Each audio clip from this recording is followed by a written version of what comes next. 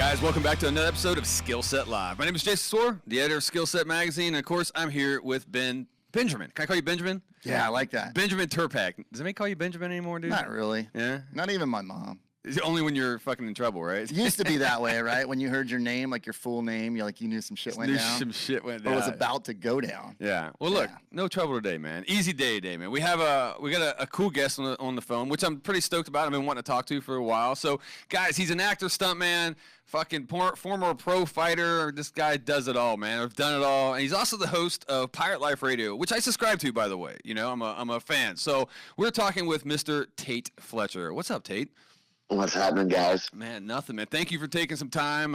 You sound like a busy guy, so this is kind of cool for us that you can take a second to and jump on and so we can educate our skill set family here, man, about you. So that being said, let's catch our audience up real quick. I guess on your background, you know, I first learned about you on what was it, Ultimate Fighter 3.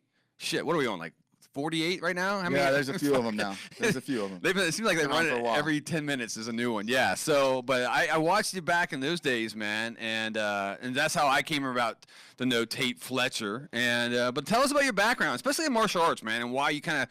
Let's start there because I guess that kind of puts you on the map and whatnot. So, why did tell us about your martial arts background and why you kind of turned to MMA?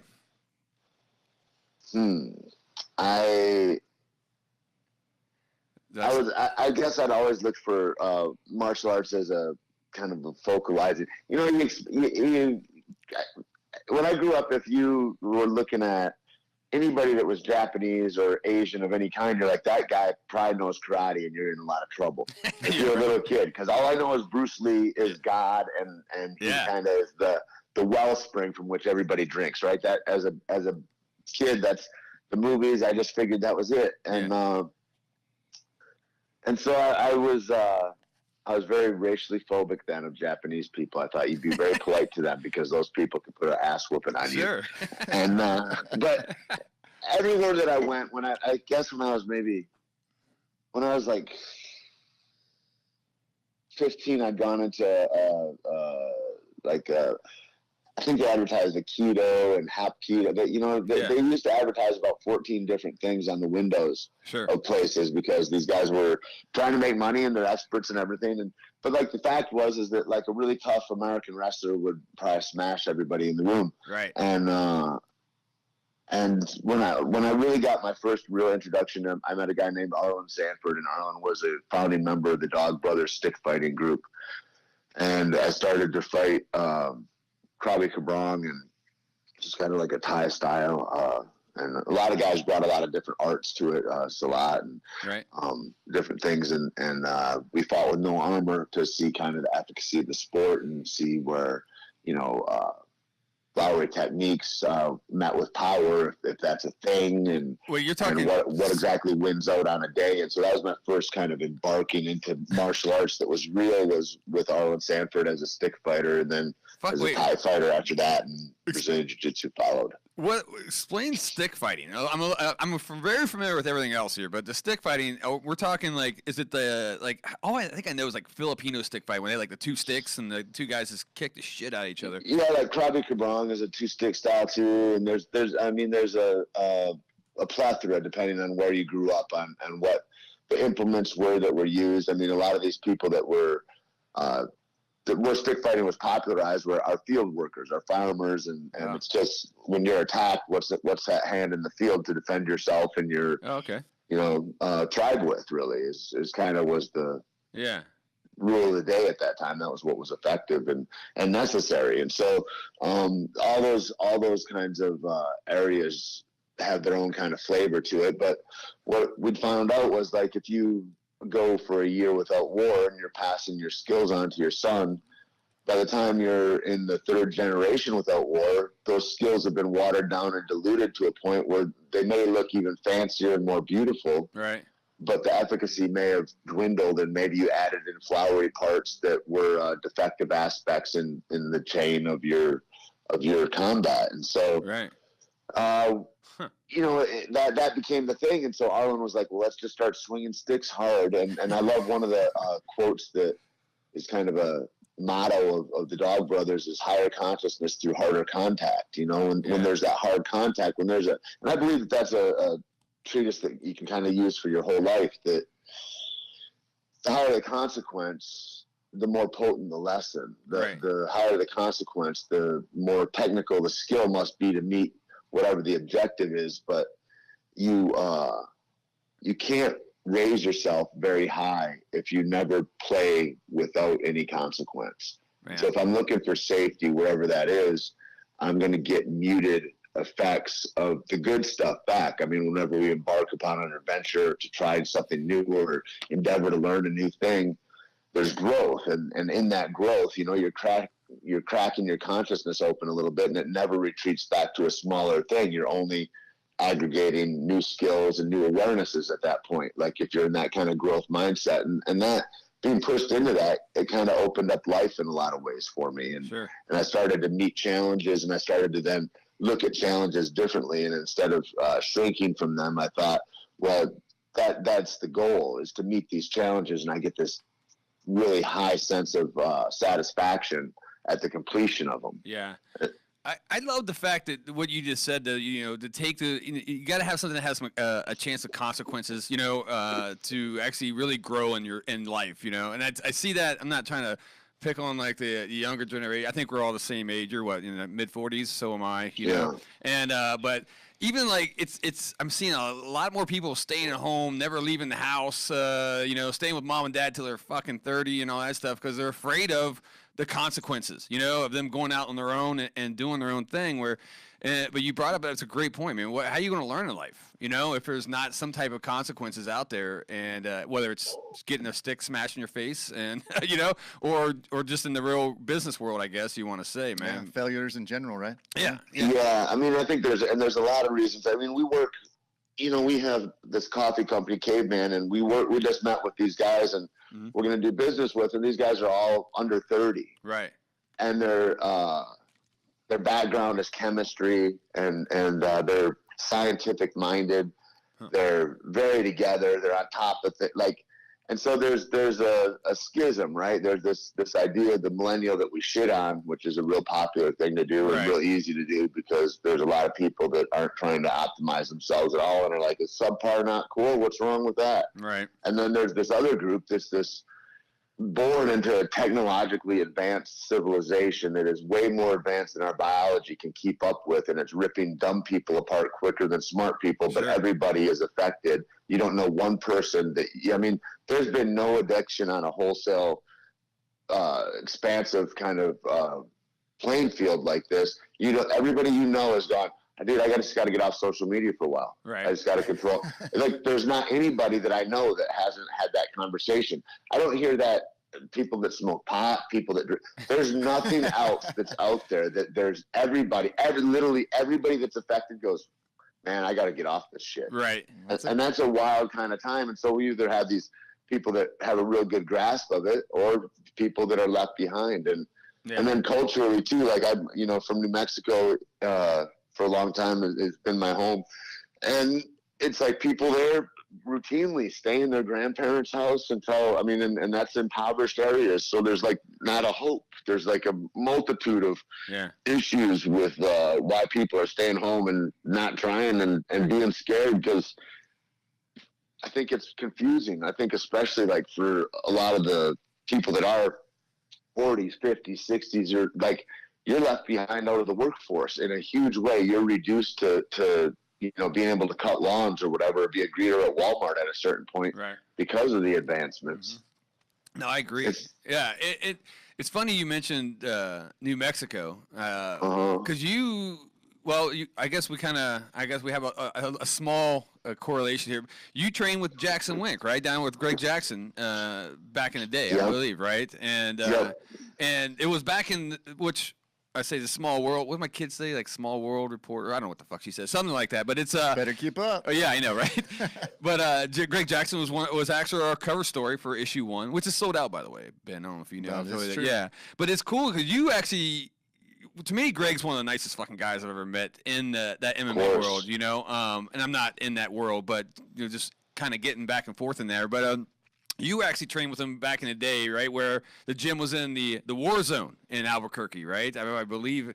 And Ben, that's a rough ass neighborhood, man. That's what I hear. Greg took me down there and showed me the old gym.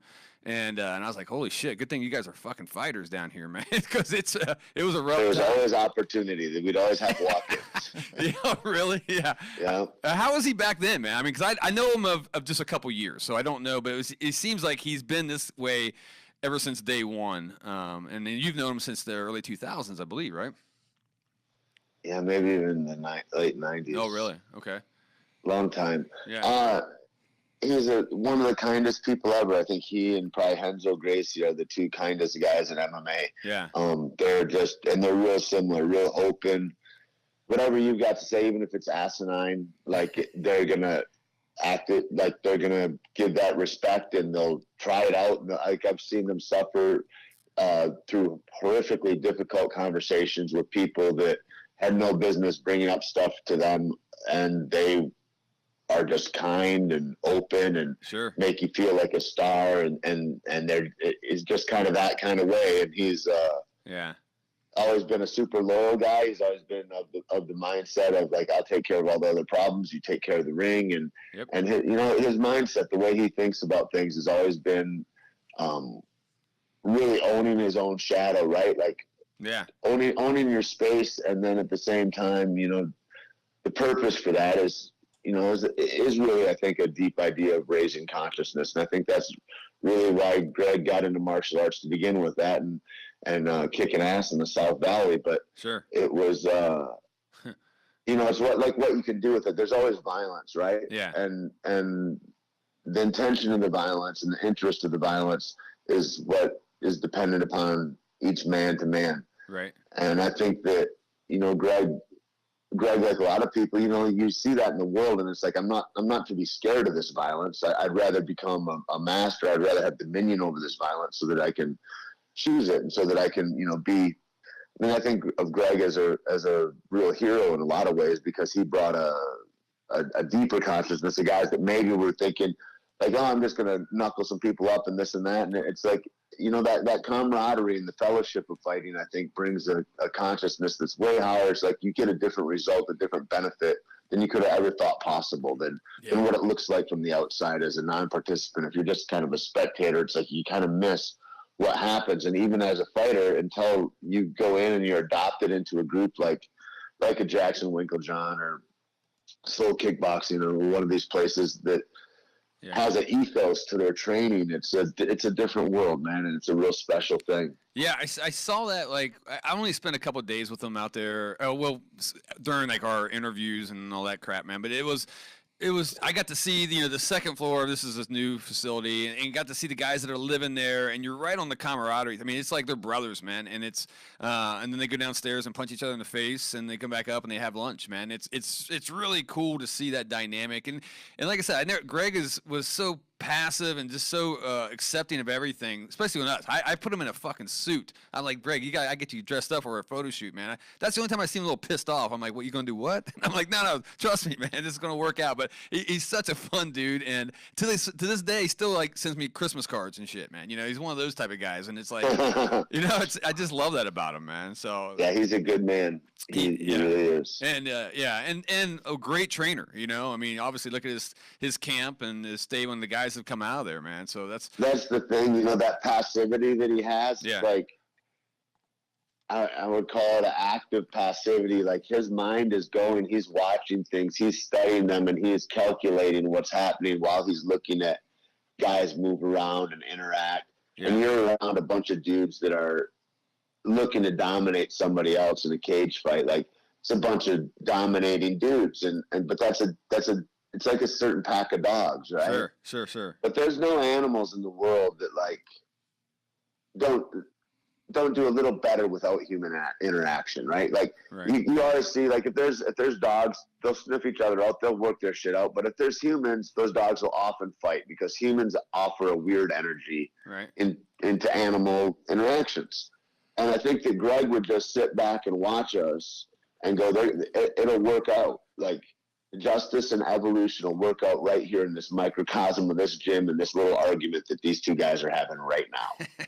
and you know, I think he just seen that story so many times. It just gave him an ease and a comfort where it's like, he's, you know, he already knows how that movie ends. You know what I mean? It's like, he's not exactly passive. He's just kind of, he's acknowledging of the thing that's good. You know, he's not going to get in the way of the business being taken care of in the best way. Right. He's like, you know, sometimes guys just got to work things out by themselves. And he's a real steward of that. Yeah, it's great to see him. My favorite part when I know he's working a corner, man, is in between rounds where you got a dude that's 5 minutes of this hell the guy's going through, and he's, you know, the action, the drama, the adrenaline's up, and then you get him in the corner. And he's like, "Hey, man, how you doing? You all right?" You know, he gets this nice, calming voice, and I'm like, I love when the camera's on him when they, you know, take a UFC fights or whatever, because it's like he brings you back down to a normal state, and then explains, I guess, what's going on and what you should probably start doing or whatnot, you know. And it's like, to me, it's a work of art watching someone like that operate, man. And it's to be able to train underneath him. I bet that was pretty cool, man. I bet that was a great experience, man. Well, no. Yeah, the whole thing. I think that Greg is, I mean, his coaching, when you see that style inside the cage in real time, is it's like when you go in for an acting part. It's like different in the audition room than it is when you're practicing it, and it's different than it is on the day. It's all different, but it's all an integral part that you've got to do well. But the truth of what's happening, what you see there is, you'll see a lot of guys that are, I think, novice coaches or maybe not as seasoned. Right. And they'll try to say a lot of words to be really impressive and to show you their technical prowess. Sure. But I don't know if that's for the fighter or if that's for the crowd. I don't know what that is, but I think what Greg knows is that there's only so much information when all the neurochemicals are elevated, and when it's game time, that maybe all we're doing is breathing and calming down, because it's not like we're going to put in another rep right now and get your skill set better. Right. What we're going to do is we're going to calm you down so that we can create a space for which that you can transfer the skill set that you have onto this other motherfucker's head. and that becomes the whole game, right? Yeah. So I think the simpler when he's just like breathe and just calm, okay. And then maybe at the end you hear him say, all right, well, let's see if we can throw 30, 40 jabs out there. And it'll be just a simple thing about, like, maybe I'll keep count over 30, 40 jabs, or watch your transitions. It's just a singular or maybe two little things to watch, because there's not much else you can hear in the noise that happens when the battle is going. Yeah. It's beautiful, man. I know it's a weird word to say as to describe him, his way he Not works. at all. It's accurate. Yeah. Well, you said you mentioned the acting side. Let me move on to that a little bit, man. You made that transition. When you stopped fighting, like the late 2000s, 2008? Yeah, 2009 or something. Yeah. Like that. And you transitioned to that Hollywood world, man. Oh, you know, you've done some crazy shit, some stunt work. What do you have? I mean, look, you have Thor, Sicario, Jurassic World. I mean, you've done some high-end fucking movies on stunt work. Let me speak about that first, because I know you're an actor as well, man. But how do you make that transition into that world? I mean, is it you have to know somebody to break into that business, or is it do you get called on just because of your background? No, there's people. I mean, it's just a privilege to be able to work in that business. It's to prepare for it. Everybody that I know has come with whatever skill sets they have. A lot of X Games guys, a lot of ex athletes. Mm-hmm. That already have a tremendously high and broad skill set generally. And then there's guys that are that are multi-generational in the stunt business. Their grandfathers and fathers before them. Yeah. And those are kind of cool families just to, hear the history of. And you're hearing about, guys that double Buster Keaton or, that are back before there was talking movies. Like, it's a crazy history that goes on in that whole world. And then, yeah, it's a real, that's another world of camaraderie, and you've got to be, lives are at stake, and so the risks are a lot higher. Yeah. And guys need to be comfortable with who they're working with, and so it's a pretty tight knit group. How did you? The community is pretty tight, I would say. How did you I mean, I know you're an athlete and everything, but you had to get training. I mean, you granted you can punch a guy in the face, choke him out because you're a hell of a grappler, but you don't know how to really no one trains to jump through a glass wall or off a third-story building. So is it like, how'd you get into the training? Did someone take you? I mean, if you've had a goddamn childhood, you did. Good fucking point, man.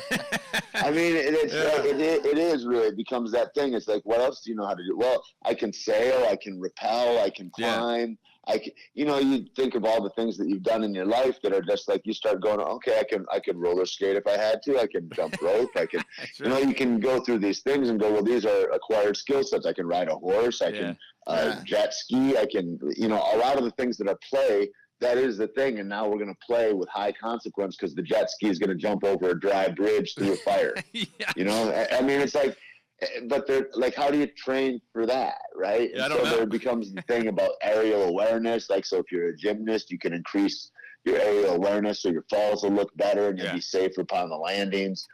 So that's a great background for anything, though. But and for specific things, like if you need somebody that is, gonna jump the Great Wall of China, you get Danny Way or somebody. You get a X Games athlete they had maybe done that before, and they just double that up. But as far as there's other things, riding an air ram and getting pulled on wires. There's stuff that comes up, but it just kind of your general athleticism is going to hopefully carry you if you get put in that spot. Yeah. To do what one of the first stunts I did, I jumped off a building onto a bus and on a bus that was driving by underneath the building, and it's timing and it's trust and it's preparation and it's all that stuff. Right. But the guys that have been doing it for the guys that are in the business are the fucking most talented guys in the world at this, and they can do a job that nobody else can do. Yeah. And as far as to be a stunt coordinator or second unit director where you're keeping these guys safe is it's amazing to me. I mean, it's a very important and very kind of sacred. I would never do it because I just feel like I wouldn't have the skills to be able to keep everybody safe. That's a lot of responsibility too. You know what I'm saying? It's tremendous, man. It's tremendous to be able to have the acuity and the breadth of mind to be able to be loose enough, think of everybody's well-being, and then also to be thinking of the upward and downward problems, whether it's with production or with transferring information, and being the kind of conduit for that can sometimes rub you wrong and stress you. And then you've got all these guys' lives at stake too. It's like, it's a tremendous fucking call to do that. Yeah. Go ahead, man. I just like your answer to you had a good childhood, because it gets me thinking about what you said earlier about like putting all these millennials in the same box, because it seems to be like there's a group of 30-year-olds that are out there like crushing the world. I'm just listening to you talk about all these X Games athletes, and they're all in their 30s too. They're millennials. For sure. And then there's the group that are staying home at mom and didn't move out of the neighborhood and didn't do anything. And it definitely seems to be that if you're someone that's part of a sport or part of a culture or childhood that's out doing things, you're more likely to do things, as an adult. I ran through a fucking glass window, right? A sliding glass as a kid. I probably don't want to do that again, man. So, but you're right. I learned some lessons. I learned how not to fucking do it, right? Yeah, you're like, how does that feel like cement? That's crazy. Right. Yeah, I need to. Yeah, I think the thing about I mean, it becomes an easy joke almost, the millennial thing, in a way. But the fact is that, like, especially right now where everything, like, everybody has a platform, everybody has a voice and this and that and whatever. Yeah. And none of it has to have any merit or any importance at all. And everybody will say that it has equal importance. I mean, you're in a crazy fucking time where that's not reality. That doesn't exist. Yeah. However, people will point to that and they'll say, oh, somebody wants to have their own pronoun. Right. Or they want to have their, like, how big a problem is this that people that just like to complain, like to point fingers and go, look at that guy wants special treatment. Yeah. But, like, how about what are you doing with your own fucking life, fucktard? Yeah. How about you fucking get off your own fucking couch? How about I'm the fish I gotta catch? Yes. So whatever all the little tiny people that are making little noises that aren't really doing much that I have a judgment about, why is that my business even thinking about that? That's broken, muddy thinking on my part, and I'm polluting my own fucking mind. Great point, I'm complicit in being the thing that sucks that I'm looking at, saying that it sucks. Yeah. I am the Nietzsche quote of beware of when you look into the abyss, because the motherfucker is looking back into your soul and making you the abyss. Right? Yeah. That's the idea. And so all these things, yeah, let's point to everything that sucks in the world and then be nothing. Because that's the choice when I start to get into that kind of mindset. Yep. Or I can get critical about shit that matters. Like, where didn't I really kill it yesterday? And how could I be doing a little bit better, polishing myself up so I can show up in a more kind of potent way today? Right. And those are the things for me that I fucking got to focus on, because otherwise I get lost in the maelstrom of mediocrity that's everywhere, for sure. There's not a shortage. No, you're right. But my job is, how do I navigate through there so that I can be a fucking human that has some dignity, that has some salt, that came up out of the dirt, and that knows who the fuck I am. Right. That's a different conversation. Yeah, I agree. And I think you nailed it too, where it's trendy to blame the generation, behind you. I guess. love that you're self-aware of it. I admit, man, I fall victim to it myself sometimes. I find myself big time, I'm huge in it. Yeah. I find myself like fucking pointing the finger along with people, and then I have to stop and go, wait a minute, man, what the fuck? Well, every Why are you fucking wasting so generation much has negative done it. energy on people? My dad used to fucking point the finger at me. Your generation is so fucking lazy, back in the 80s. And I'm like, and then now I find myself doing the same thing. But, I did 20 years in the Marines. So, a couple combat tours. There's some fucking millennials that are fucking incredible badasses that, what I'm saying? They're so like, sure. It's all of it, right? It's just like, I just go, I got to get a little gracious. Yeah. Because everybody's got a different point of learning. I've lived long enough to go, yeah, some people don't bloom until later. And that's a real thing, man. Yeah, that was me. Some people are so broken by the chaos of their life that they're stunted, maybe forever, unfortunately. But like, where I got to fit in that is just taking I don't want my heart to turn black just because other people suck. Right. Like, I got to find a way. How do I meet that with a graciousness and with a kind of higher level, because everybody's at a different point in learning. And that's one of the things we go, oh, did you think that thought today? Yeah. You thought the Steelers were better than the Broncos, and then they lose. Aren't you stupid tomorrow? Or whatever. It's like you're kind of pushed in all the different ways to go, either stand up more for your convictions or shrink. Right. And if you don't feel like standing up today, you look like a pussy. Sure. Right? But that might not be true. I don't know. Right. And I know I just got to give guys, even dudes that I think are twats. Right. I got to go, hey, man, tomorrow we're going to have a new interaction. Maybe that it's not going to uninform me that yesterday he did me, however. But, at the same point, I've got to be open to people changing to some degree, And just for, I've been putting down these ideas, writing this book a little bit. And that's just been what's in my mind lately is, even just curating and taking your own head through this kind of technological maelstrom that we have going on right now in the world. Right.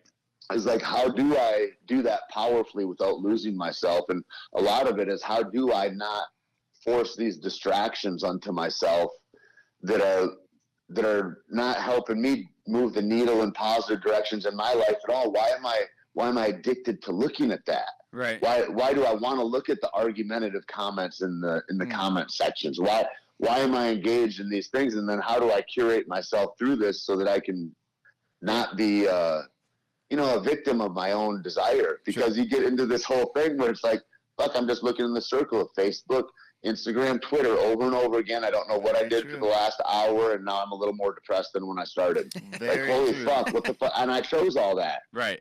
No, absolutely, man. I'm fucking victim to that. I am God too. Damn it. But I wish I wasn't. I wish I wasn't. You make a good point to given, and that's why once again I always throw back to Marine Corps. That's the only fucking thing I know. It's like being in prison 20 years, right? So it's like you're back to.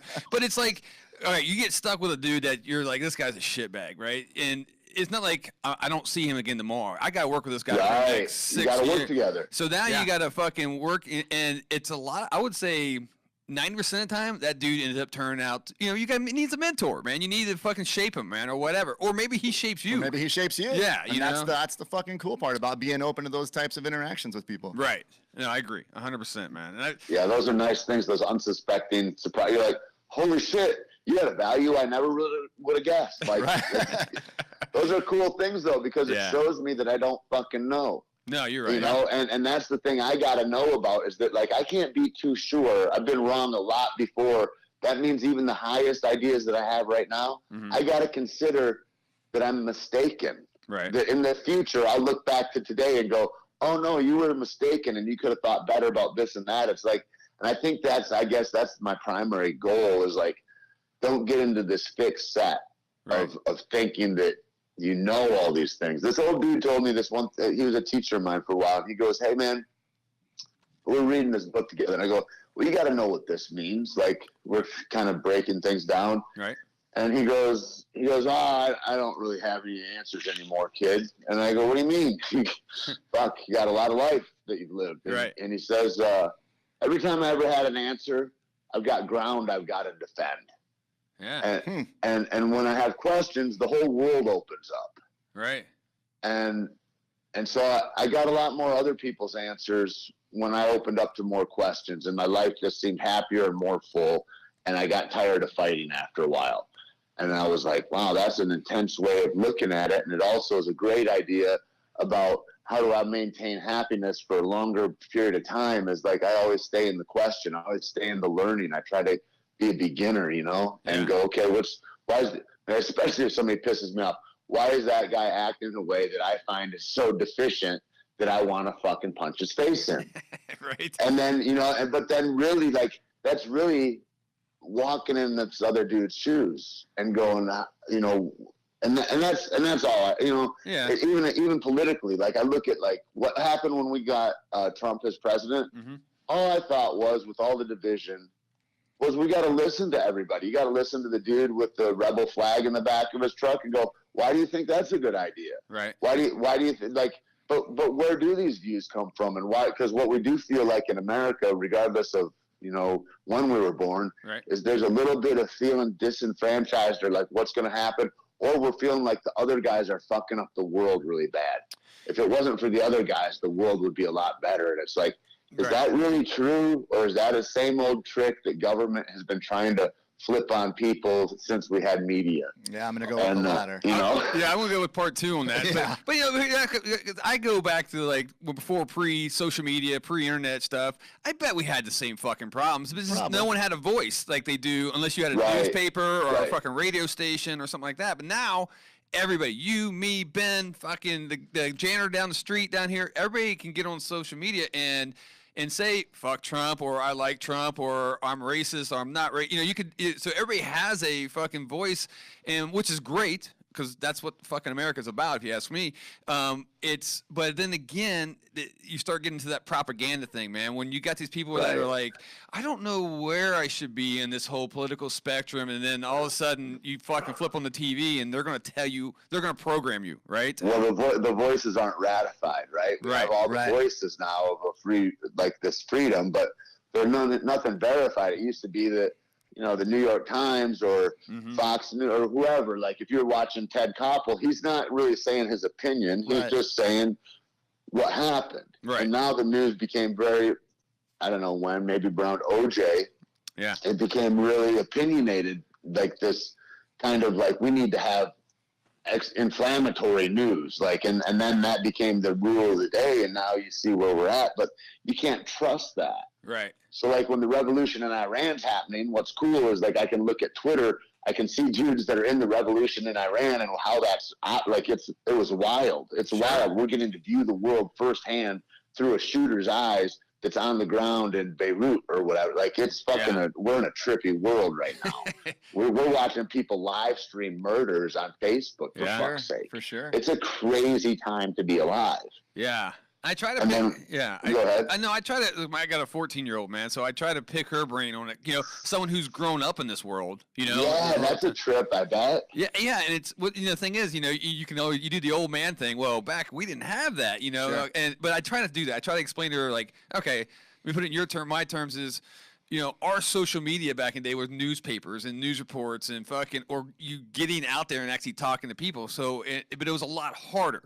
And the way shit is watered down or spun wasn't, you got experts spinning stuff these days. I could take a title. Experts. They're ninjas, right? Oh, yeah. They're fucking, we have a good friend, Zoltan Bathory, from Five Finger Death Punch, that grew up in communist Hungary, right? And he went to college, or whatever they call it there. Whatever they call it. To be a communication communications expert. I'm like, so big deal. He goes, no. You don't understand. I was trained in the art of propaganda. Yeah. You know, communist propaganda. And man, you need to sit down with this guy for about a 3-hour session with this guy to explain what he was taught to how to spin and control masses, you know? And it's like, wow. And now he's using that, but in a better way for his band and all that stuff, you know? But it's amazing that when I heard that stuff from him, and then I start looking at our media and our headlines, and I'm like, holy shit, man. You know, it's you know, and the other side of that is I've talked with Jason off and on about this. Like, you bring up your 14-year-old daughter. I've got an uncle that's a Vietnam vet, right? That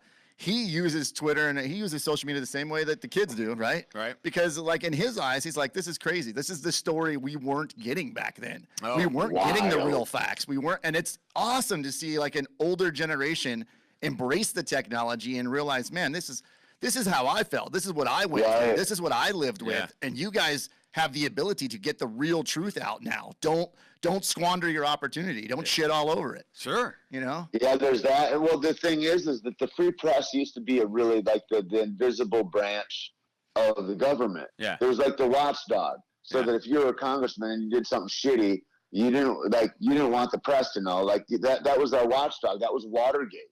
Right. That was like for sure. And now it can't be trusted.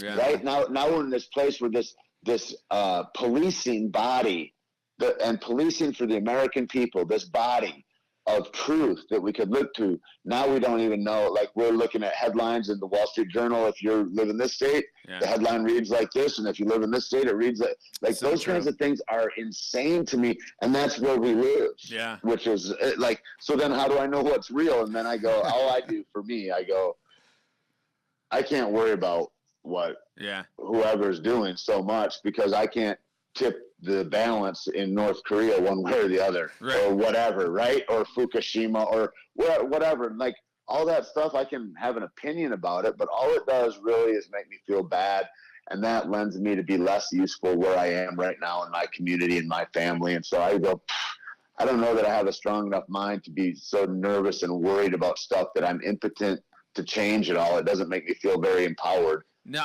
and then also it robs me of my family, and I'm like, I got to be careful of the viewing of that shit. No, you're right, and that's why for Skillset, for us, we don't like in our magazine, fucking zero politics, man.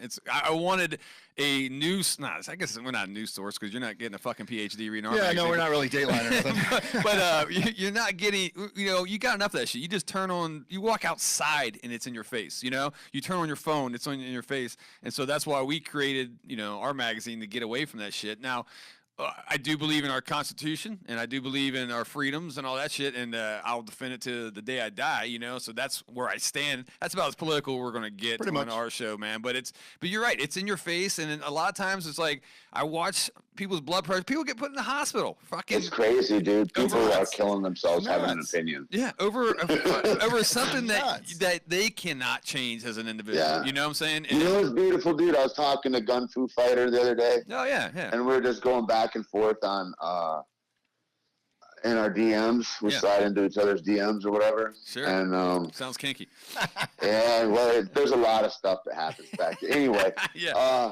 But there's points of life that there's particulars, there's specificities that we have different viewpoints from, because we grow up different. We're looking at things from different ways, and we go, well, here's a perspective that's true here. And we're looking at the same thing and going, well, here's a perspective from how I see it that's also true. Yeah. Right? Like, and that happens. Like, there's things that happen, and it's just people's perspective that changes their viewpoint. But at an ethical based, value based level, we're the same guy. Right. In that, and so then we're able to speak to each other about these differences that we're vehemently different about. Sure. And still be kind and respectful to each other. And that's the thing that is used to be the rule, I think, in America, where those kinds of dialogues were able to occur. And now it seems like it just degrades quickly. And anyway, I went off of that, and I just thought, a really high respect for him after that. Mm-hmm. And then also, wow, what a neat thing that we did a couple of guys with some different viewpoints, and we talked, and everybody felt valued, heard, acknowledged. Sure. And maybe has a new idea and a new viewpoint of which to view something at, because isn't that the point? Yeah. is that I know that I don't know everything, because as I stand and I look west and you're back to back and you look east, we can't look simultaneously in both directions, but we need each other to tell each other what the climate's like for what we're looking at. We need all those people's perspectives, right? And so it's like that whole thing that Michael told me about, I just had ground to defend. It's like, it closes off all the information. Yeah. You know, in a certain way. So wait a minute, you didn't burn down your Starbucks after the conversation? No? Clearly, you said it a lot more eloquently than Jason and I do when we talk, but it's like we always have that simpler way of looking at, like, what a fucking boring world this world would be if we all thought the exact same thing. Don't I need other people that think different for me to, like, grow, to be a better person? Most guys can't even decide on one girlfriend for more than a little bit at a time. So, yeah. we like variety. It's like, I don't want just skim milk everywhere. You know, but and on the other side of the coin here, there is some weird shit going on in this world, man. I'm a tinfoil hat type of guy, so bear with me. I don't know how deep you are into that world, but it's my friend actually has a podcast called Tinfoil Hat. Oh, okay. That's how deep he is. Okay. So I hang around with some crazy people. Go ahead. Well, no, but it's like it's fucking awesome. When you got shit like right now, I'm still knee deep in this Vegas shooter thing, right? Where everybody, the thing. The one that everybody forgot. It was directly above him. Yeah. Whoa. He was in the room above the shooter, and the shooter called. It's all documented. Called several times because they were partying too hard upstairs. Like, it's. Right. That's a crazy thing. And then all those guys that were I'm like, you're dead. Like, they're getting, like, I would never say I was close. Like, they're killing everybody that was a witness with anything other than the narrative that they put out to begin with. Okay, you're spun up then. Yeah, we should probably start talking about it right now, actually. I feel like I'm already too close to it. Well, you're right, though. But it's like, it's such weird shit. The no motive, the fucking, where everybody seems to forgot about in this world already. You know what I'm saying? Unless you bring it, the Vegas thing. I forgot. It's like, no, unless you live in Vegas, obviously. I'd heard it was a gun deal gone bad.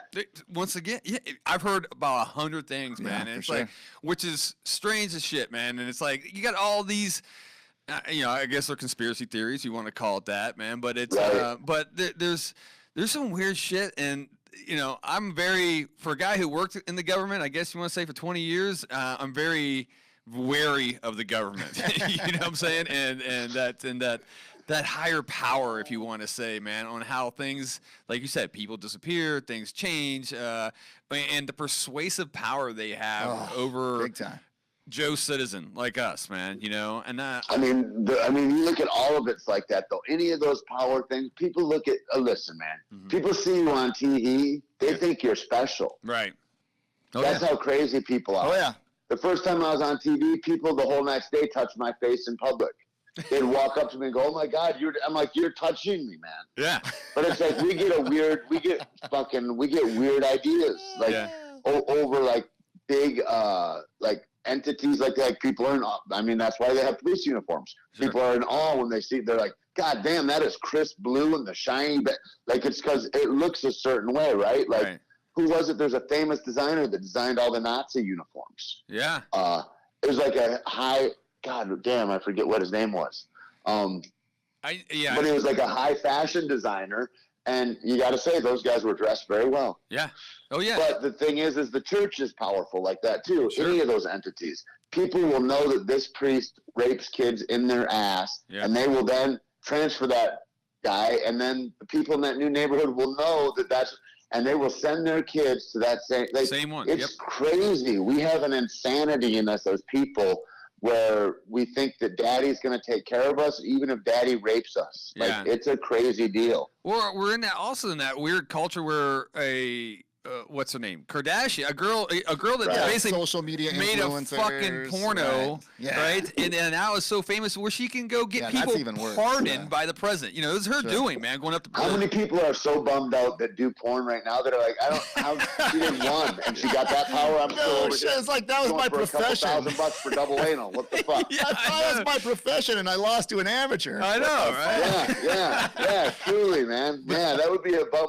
One of my favorite pictures is a picture of Kris Kardashian sitting with Bruce Jenner while OJ's on the stand with her husband, and it's all of them encapsulated in this photo. So and weird. Underneath it says, when you're with your new dude while your side dude is being defended by your husband dude at that, like, all like this. I'm like, she is like, she's got some Illuminati blood or something. I don't know what's going on. I think until they shot that whole like O.J. Simpson documentary, people forgot all about how tied up all those people were back in the day. They didn't, you know what I mean? Like, we had a generation that grew up not knowing those facts that you just put out, Tate. It's true. Yeah. Well, and then, you know, for like what you guys were saying too, man.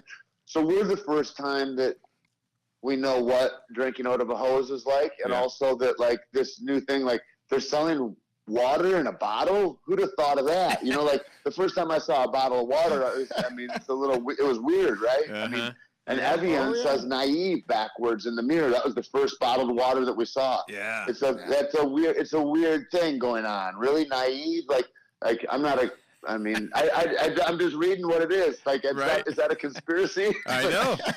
We're in this weird spot then, and then now technology, and we see all the perversions of that, or the manifestations of that. I mean, it's just how it's unfolding.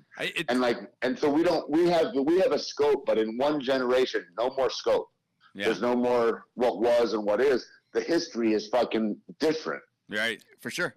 Yeah. It's weird. You have to, man, one day I need to find out how all this works, man. Because like I said, the propaganda machine, you have to control, you're trying to control probably one of the freest countries in the world, where literally there's so many different opinions, factions, fucking, you name it, man. You know what I'm saying? I mean, there's extreme left, extreme right, extreme middle, fucking whatever. A lot of pieces in play. You know, crazy lunatic. I mean, you have to try to control this somehow. So I know deep somewhere down under the fucking Pentagon or something. I don't know where this is at, man. Maybe underneath the Denver airport. Throwing that one out there. Right. But there's fucking someone. Lizard people are down there. I understand. They live, bro. I mean, I just heard reports. Yeah. I haven't seen it. But there's a machine somewhere controlling, moving these chess pieces around, man, and it's Well, isn't it commerce? Yeah. I mean, like, what is it that can bring shame? Is like not having money and setting up that opulence is the only kind of nurturing goal, or if.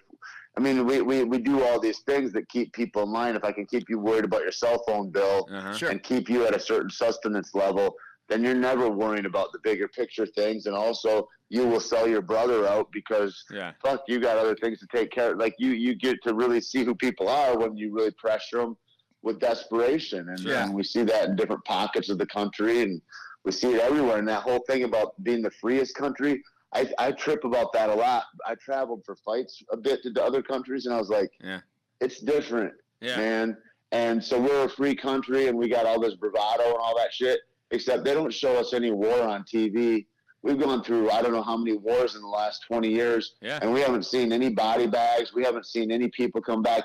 We mute our destruction for the American people so it's palatable. If you go to Spain, they're seeing their people come back. I mean, war is real. And we make war seem as if it's a pure video game or something here. And we're doing it for the benefit of global corporate interests, not necessarily for our country. We're using our country as like a security guard for these global corporations. And that at a certain point, they had to start muting us, and so they take all that shit off the TV because people wouldn't be in, like, and that's a crazy thing when you think about freedom, and then you start thinking about propaganda, and we go, oh, we're free enough to have the belief that we're free. Yeah.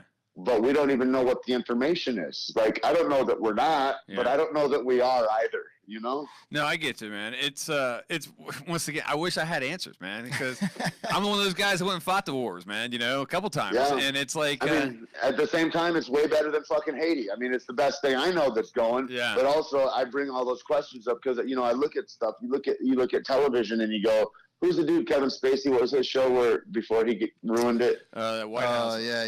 Whatever that White House one is. It was it's crazy shit. You're seeing the government do crazy shit. Yeah. But my thing is I bet it's dumbed down from what really happens. That's what I always bet that it's actually so crazy that if they showed it to us in a fictional form, they would go, no, the people wouldn't believe it. That's too outlandish. The truth is too outlandish. We have to show them fiction. Yeah. I absolutely agree with you 100% on that whenever that show got brought up. It's a trippy thing. That's a crazy thing to think about. It's gotta be that way. I'm blown away by Black Mirror. It's like, no. That's a muted version of actually what's going on. That's a lightened version of the actual thing that you're participating in, but you don't know it. I agree. You got to look at, I mean, politicians have done so much shit that would get me, you, Ben, fucking any average citizen locked up for life. Man. But they do it without even a fear. Oh, are you going to take me? Really? You're convicting me? Okay, bring it. You know what I'm saying? Watch this.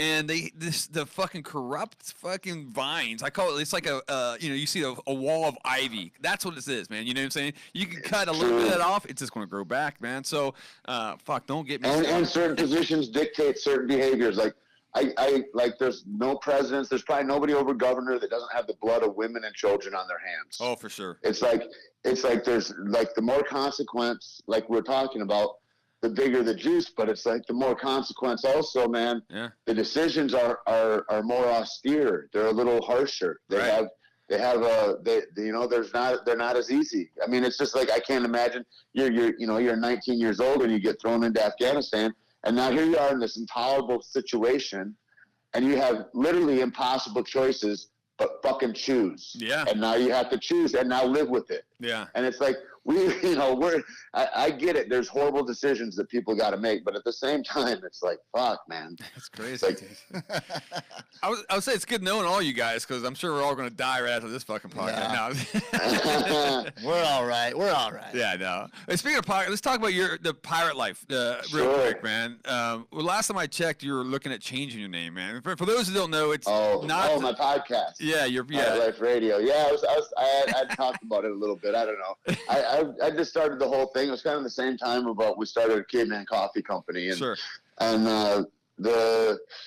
it was the same time as Obama was in office, and he was hiring the head of Monsanto to be the head of the FDA, and there's all this fuckery that's about, that seems real clear. They're going to make high fructose corn syrup a natural flavor, and we got obesity to the fucking tits in America. We're the fattest motherfuckers in the world. It's embarrassing, for God's sakes. Yeah. Look at our president. He's got fucking jowls right now in a fist fight. He's not going to beat up anybody. It's embarrassing, goddammit. Yeah. And so I think about it, and I think there's all these lies, there's all this subterfuge, there's all this propaganda, right? You can't fight a corporation on Google. They've got all the advertising dollars. You're just not going to win. You can get colored any kind of way. 100%. And so this idea of pirating your life back is like, it's like buyer beware, man. People are going to try to fuck you everywhere. Yeah. And there's certain truths, there's evolutional biology, there's nutritional basic truths and facts that if you adhere to, you'll have a better life than if you don't. Mm-hmm. And if you don't, you might get cancer for your troubles, because that's what they're selling down at the supermarket. Sure. And so this idea of pirating your life back and becoming more self-aware, more conscious, and more full in your responsibility to yourself and to your children was kind of the onus that all those things were under. And the first part of that conversation was just coffee, but that kind of becomes the conversation of my podcast too. And I really just talk to guys generally that I like having conversations with, and that have generally done something differently or are doing something differently in their field than has been done before. Because there's now more choices than ever. There's also more depression than ever. And it's kind of why I started doing it. There's more dis-ease, discomfort, depression, all these things, because people are being confused and being tricked by all the things that are out there. And so I think that to illustrate with some of my friends and people that I get to meet in the world of like, this guy was offered this path in life and he chose this other thing that didn't make sense to anybody else, and here's how that worked out also. And those are stories of guys that are innovators in industry in different ways now today. And you have some that's awesome guests, what's man. cool. I like that. I listen, like I said, guys, you got to check it out for sure. It's, even recent ones, man, with Josh Barnett, Mark England, and all. You even go back to the guys that I like, man, like the Jason Ellis's and stuff like that. I mean, some great shows, and I'm pretty stoked to be a subscriber to it, man. But you're also in the health side, right? A little bit. You're kind of the health on it. Have that kind of ties. I need you to set us straight a little bit, because Ben and I have a. Here it comes. I knew we were not getting out of this. Settle something between Ben and I. The carnivore diet. All right. I am like. Okay. I've heard of such things. Have you? Okay. Yeah. All right. Give me some bad and goods on this, because I'll tell you where I'm sitting. I'm eating nothing but meat. That's it. Nothing. Everything has to have a face, or what was it that we learned? That's right. And it can't be good. It can't be. That's the only way. If it's got a face or a soul, right? Yeah. Well, talk to me about that, man. There's a lot of science behind that. Thing is that like everybody's a pussy is the problem. Okay. And what I mean by that is the stick-to-itiveness. If it's not there for like ketogenic diets or an all-meat diet, I would think particularly that you then throw your body into flux, right? Okay. And so there's things that with the absence of that your body will make up for. It won't go without. So like without sugar in your bloodstream, it'll create ketones, which will be a better source for energy for you. So you're not without, right? Even if you do at a certain point overload, you can create different carbohydrates if your body needs it through gluconeogenesis or something like that. Like there's factors that are in there. However, if you eat a little bit of carbohydrates with it, well, maybe that throws the whole axis off. So I'm not really, I'm not a macrobiologist, and I don't know how to speak to the carnivore diet. Sure. What I will say is that I've been eating nothing but ribeyes and eggs for the last 2 or 3 weeks now. Okay. And then last night was actually the first night I ate a little bit of rice with sushi. Okay. But so I don't know. I can't. And then so then I've broken it, right? So I can't. Usually when I started off, I would go for 40 days and I would eat 100% that way. What I know is that what I was trying to do, I'm just trying to kickstart ketosis. Is why I've been doing that for the last couple of weeks. Okay. And which happens, right? With a complete absence of carbohydrates. Is it healthy for you? I don't know. Jordan Peterson talks about it, and he says that it's cleared up all his psoriasis, any kind of hiatal hernia that he had, any acid reflux, that he's dropped all the weight, more weight than he thought he had to lose, and he's more muscular than he's ever been, and he's, of course, older than he's ever been. And that it had the same thing for his daughter, who I believe had some kind of a disease also, if I recall correctly, or a bunch of maladies that straightened themselves out when she went to an all-meat diet. Right. And it's like grains are, they're built to be irritative. Right. Because they're built to be spread. And so like grains like flour, wheat and things like that are eaten and have casings on them, have parts of them that irritate the gut, that because that's what it was to do when it's at war with, everything in nature is at war. And so it's at war with whatever eats it, and it wants to be able to propagate itself to the greatest degree. So it's going to be set up in order to do that. That's why seeds and fruit, that's why fruit's colorful, right? That's why, like all these kinds of things. And so I don't know exactly what, like, I mean, I think that there's, but you can't sustain that forever. Vitamins that you would need, but like apparently he's like, I'm better than ever. And so like, I don't know what the science is on it, but I know that like with efficacy of that I can see and feel through your experience and his experience and this and that, we can get all that and go, okay, is there benefit there?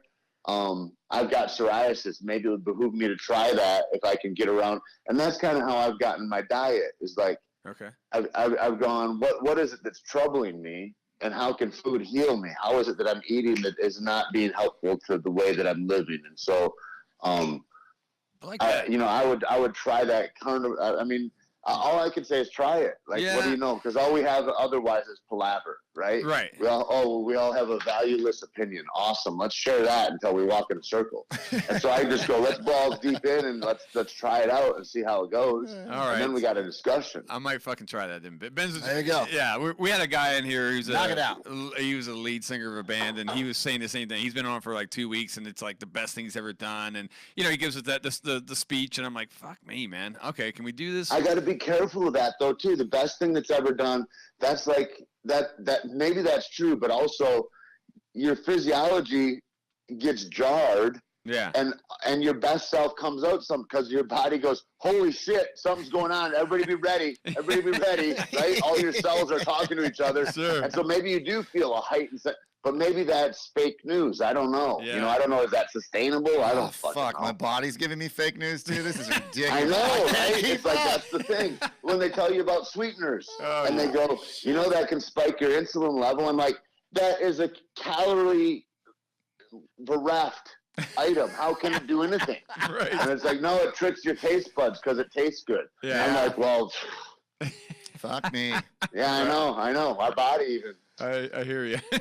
It's just there's so many fucking diet trends out there. I'm like, every time I turn around, I'm like, you know, I watch another one. I'm like, God damn it. That's what it is. It's trends and fads and stuff like that. And I think everybody's body's different. You Okay. got to do what works for you. You just gotta right? try it. Sure. You gotta. I think let's fuck with real food. Let's start Yeah, there. let's start That's there. the first thing. That's what you I know? try to do. Try to eat as close to raw and real as possible. I like Start it. eating real food. Any multi-level marketing thing you ever seen is bullshit.